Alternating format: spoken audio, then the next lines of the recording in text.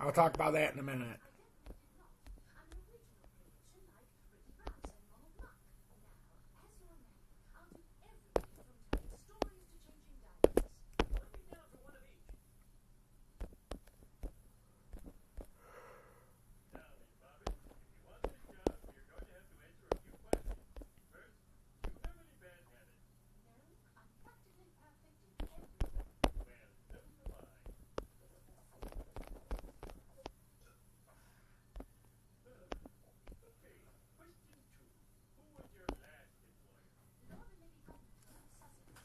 See, this is where it gets fun because that's the uptrend, the overall uptrend with Bitcoin.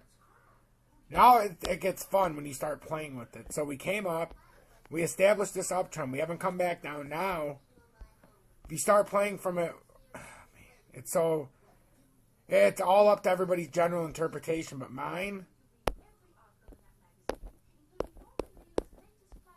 even if you come from over here,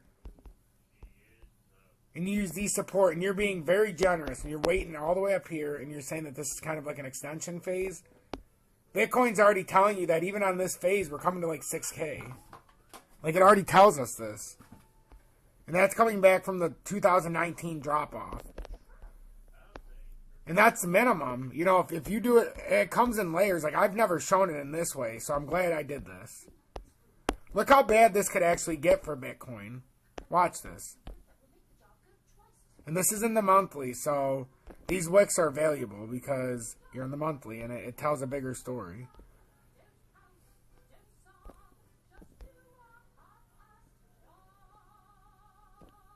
Look at that.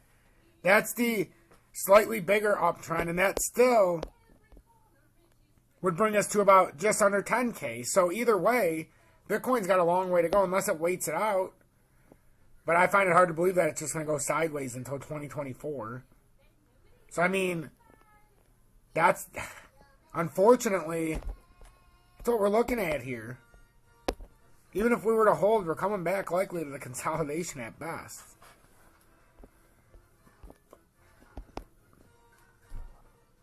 You know, that's being realistic. Now, if you want me to be a dick, which this should never happen, and if it does, Bitcoin will probably just be dead. This is me being a dick. This is me saying, well, honestly, you know, that's all fluff, Mr. XRP Future Millionaire, because technically the true uptrend, if we come to the body, it would have a much bigger repercussion here than just my 6,600 and whatever. That's what the true definition says. Do we think Bitcoin can get to 826? If it does, we better look the hell out. Now tell me if it did that.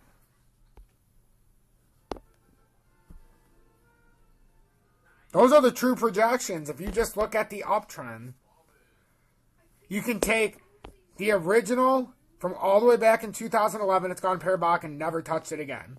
You can take the uptrend that it kept hitting, but it's already come back through, so now you got to figure out another one. So then we go to 2013. It comes all the way up. We also have one from 2018. But once they start falling, that's the next ones in line. That's how you get the uptrends. I'm not trying to be the bearer of bad news, but this is how it goes, folks. That's why nobody likes me, because I know what's going to happen, and nobody can believe it. So if we just go by this one, and I've been basing it on October, even though it's probably going to take longer, but I've been just saying October to give everybody a reasonable number. With Bitcoin, though, I've been very generous, and I'll put it at like 6,500, 6,600, so that people don't go out of their fucking minds. But you guys can see, the numbers speak for themselves. What if this actually plays out? Could you imagine an $826 Bitcoin? If Bitcoin was $826, either XRP flipped it, you know, and it's running up unopposed to Bitcoin, or XRP's at like 0, 0, 0, you know, it's one of those scenarios. But those are that's the true possibility that could actually happen. And then people are like, well, how do we get back bullish? Easy. So easy. All Bitcoin has to do is get back above here, and it's got to break. That's not the overall bullish, but if it bounces off the uptrend at 11,800, then it can continue up and try to break 634,000 apparently. But that's why I say it's ridiculous to think that this parabolic uptrend is going to continue like that.